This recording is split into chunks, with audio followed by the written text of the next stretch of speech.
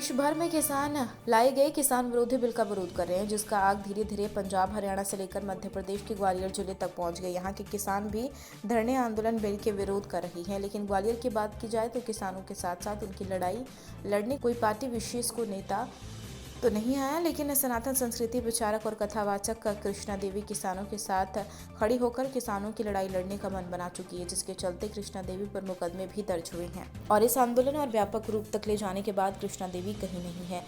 वहीं कृष्णा देवी ने मीडिया से चर्चा करते हुए कहा कि हमारा भारत देश कृषि और ऋषि प्रधान देश है। यदि यहाँ किसान ही नहीं बचेगा तो ऋषि मुनि यहाँ से कैसे बचेंगे। जो ऋषि मुनि किसान द्वारा पैदा की गई है फसलें पर जीते हैं, वह उनकी लड़ाई लड़ रहे हैं। अभी इस लड़ाई में अकेली हैं, आगे इसमें और भी संत महात्मा उतर सकते हैं। वे कृष्ण देवी का कहना है कि अब वह गांव-गांव जाकर किसानों के घरों पर दस्तक देंगे। इस आंदोलन को और व्यापक रूप दिया जाएगा, तब तक किसान विरोधी बिल वापस नहीं हो जाता। गिरिराज शर्मा की रिपोर्ट।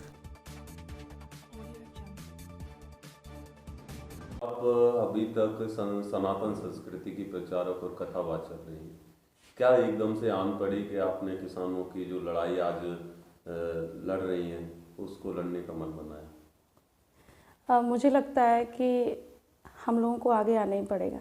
इसलिए आना पड़ेगा क्योंकि कोई भी किसान के सुनने के लिए इस समय तैयार नहीं है। अगर हम देखें कांग्रेस या बीजेपी, किसी भी चीज़ को ले लो, कोई नहीं, एक छोटे से किसान के बीच में कोई नहीं पहुंच रहा है। मैं ये समझती हूँ कि ये ऋषि प्रधान देश है, लेकिन उससे पहले ये कृषि प्रधान देश है। अगर कृषि नहीं होगी तो ना तो ऋषि होंगे, और मैं समझती हूँ कि किसी भी वर्ग का व्यक्ति सुखी नहीं होगा अगर कृषि उसको अनाज उसको सही तरीके से ना मिले। और दूसरी बात ये है कि जो अनाज पैदा करने वाला है, जब वही नहीं रहेगा तो फिर अनाज मिलेगा कहाँ से। आपके ऊपर मुकदमे भी दर्ज हो चुके हैं किसान आंदोलन को लेके, उसके बाद भी निरंतर आपका जो किसानों की लड़ाई है जारी है। आगे आप इस लड़ाई को कहाँ तक ले जाने का और क्या रूप देने का सोच रहे हैं? मुकदमे तो ये है कि जो भी हो गए उससे हमें कोई फ़र्क नहीं पड़ता, क्योंकि आप किसी भी रास्ते पर जब कदम रखते हो तो स्वाभाविक ये बाधाएं तो आती हैं।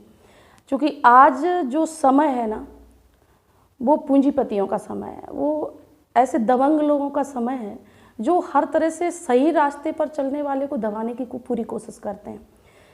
मुकदमों से कोई दिक्कत नहीं है, और इस लड़ाई को जहाँ तक हम सोच रहे हैं इसको वहाँ तक ले जाना चाहते हैं कि जो कृषि बिल जो पास हुआ है वो वापस नहीं हो जाता, तब तक हमें इस आंदोलन को विराम नहीं देंगे।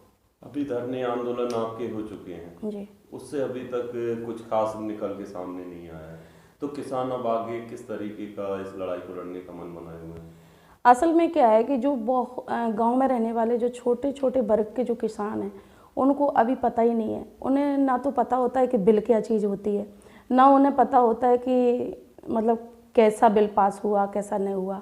हमारा जो काम है, सबसे पहले हम गांव गांव जाके, यहाँ तक कि खेत खेत जाके उन लोगों को जागृत करेंगे कि उनके साथ कितना बड़ा धोखा किया जा रहा है, और उस लड़ाई को हम आगे लेके जाएंगे और बड़े रूप में लेके जाएंगे।